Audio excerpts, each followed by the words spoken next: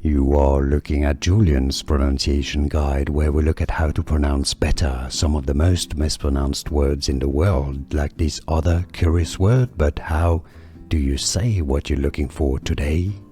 We are looking at how to pronounce the name of this French physician, anatomist and anthropologist from history. We'll be looking at how to say more names from the history of science as well that many get wrong, so make sure to stay tuned. Paul Broca. Paul Broca is how we would say it in France, how it is said in French. In English you can say it as Paul Broca. Paul Broca. There's no particular emphasis on any particular syllable of his surname, because in French it's all flat, Broca, Broca. But yeah, Broca would be fine, Paul Broca. And now you know.